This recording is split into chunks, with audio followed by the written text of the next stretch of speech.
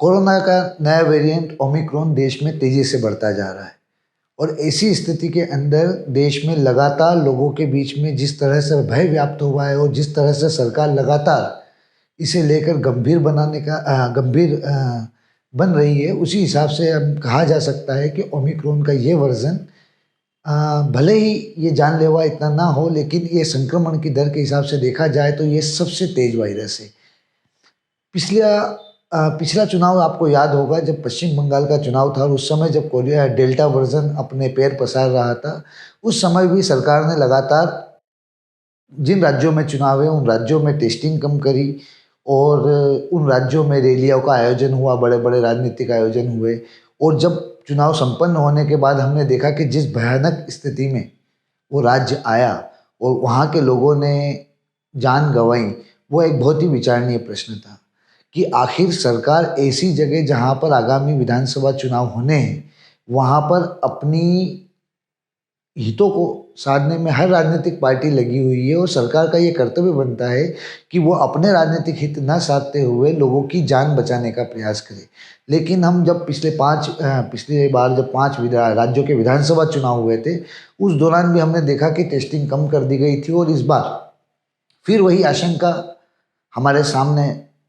दिख रही है। जब पंजाब, उत्तर प्रदेश, उत्तराखंड, गोवा, मणिपुर आदि में चुनाव होने हैं और इस समय पंजाब में हम देखें तो पिछली बार सरकार डेली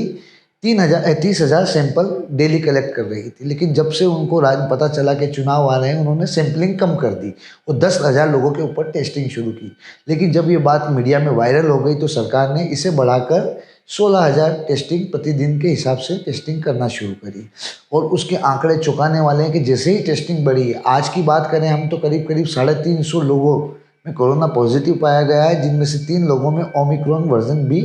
पाया गया। महाराष्ट्र की हालत देखें तो पिछले 24 घंटे में 6,000 से पार है पेशेंट की संख्या। दिल्ली में देखें तो करीब करीब 2,500 लोगों को कोरोना संक्रमित पाए गए हैं। मध्य प्रदेश की बात करें तो वहाँ भी तेजी से केसेस के अंदर वृद्धि हो रही है।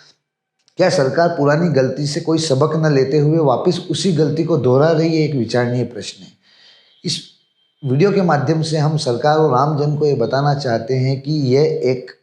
कोरोना का एक ऐसा वर्जन है या ऐसा वेरिएंट है जो बहुत तेज़ी से फैलता है। ये हो सकता है इतना जानलेवा ना हो, लेकिन कम से कम ये आपको परेशानी में और आपके परिवार को परेशानी में डाल सकता है। सरकार को अपनी नीयत लोगों को बताना चाहिए,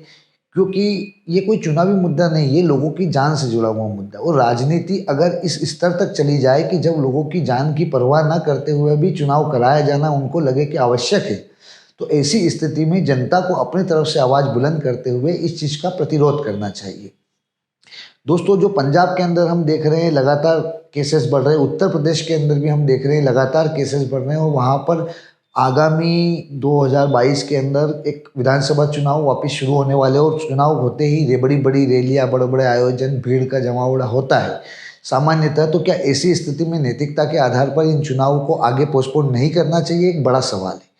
और ये बड़ा सवाल इसलिए भी महत्वपूर्ण है क्योंकि इस ओर कोई सरकार या कोई पार्टी, राजनीतिक दल ध्यान देने को तैयार नहीं है और उनका इतना अहित नहीं होता है जितना अहित जनता का होता है, क्योंकि आखिर में आपको और हम जैसे लोगों को ही